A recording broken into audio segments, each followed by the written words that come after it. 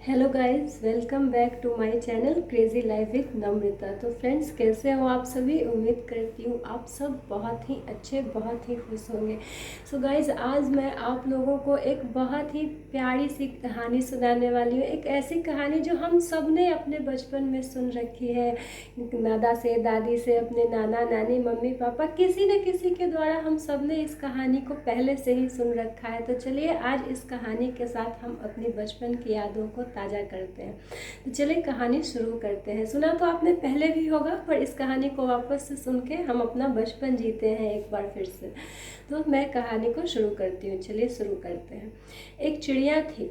वो अपने एक खेत था, फसल लगा हुआ, भरा फसल से भरा एक खेत था। उसमें फसलों के बीच में उसने एक छोटा सा घोंसला बना रखा था। छोटी सी चिड़िया थी और वो अपना घोंसला बना के उसमें रहती थी, और उसमें उसके 2 अंडे भी थे।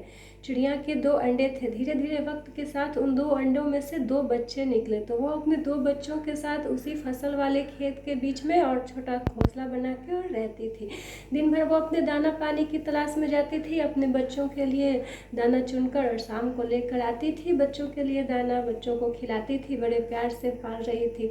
तो एक दिन ऐसा हुआ कि उस खेत का मालिक अपने खेत को देखने आया, और खेत को देख के और सोचने लगा कि फसल तो सारी पक गई है, अब इसे काटना चाहिए। कल मैं अपने बेटों को भेजकर खेत की फसल को कटवा दूंगा।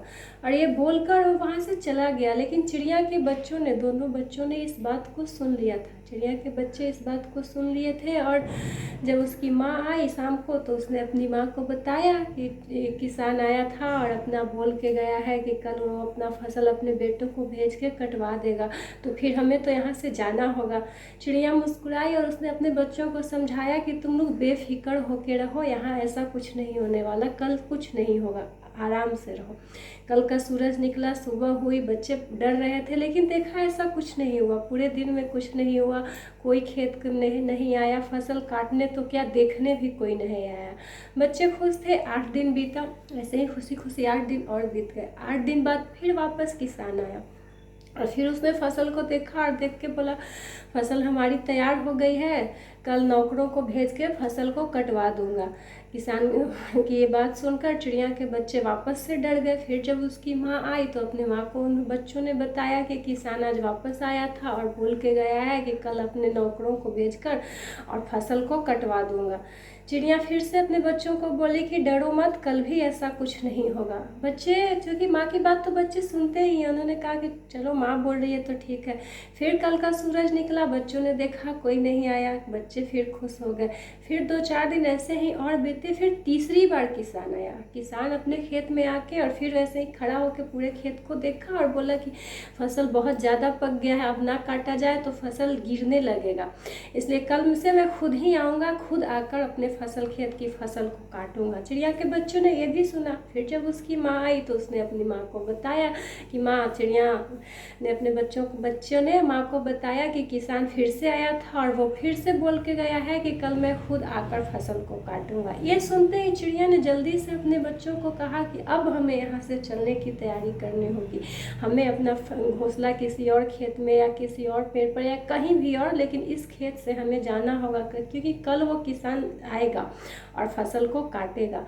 ऐसा ही हुआ। सुबह हुआ, उसके पहले चिड़िया तो अपना घोंसला लेके अपने बच्चों के साथ दूसरे खेत में चली गई थी, लेकिन वहाँ से उसके बच्चे और चिड़िया सब मिलके देख रहे थे। किसान आया, उसने अपना फसल काटना शुरू किया।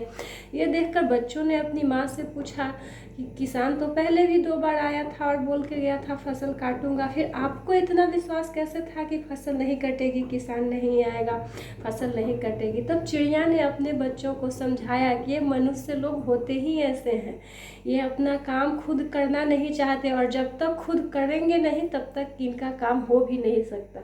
इसलिए मुझे विश्वास था कि इसका फसल न नौकर काटने आएगा, न बेटा काटने आएगा, जब तक ये खुद नहीं आएगा इस खेत का फसल नहीं कटेगा।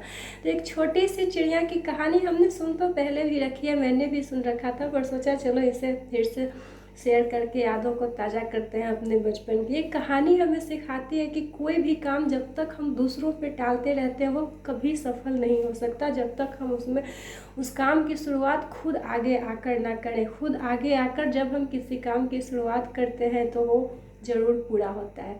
तो आप लोग बताइएगा ये कहानी आप लोगों को कैसी लगी और आपने पहले सुन रखा था या नहीं। अगर अच्छी लगी हो तो लाइक कीजिए, शेयर कीजिए, कमेंट्स कीजिए। चैनल पे नए हैं तो चैनल को सब्सक्राइब कर दीजिए। Thank you. जय हिंद, जय भारत।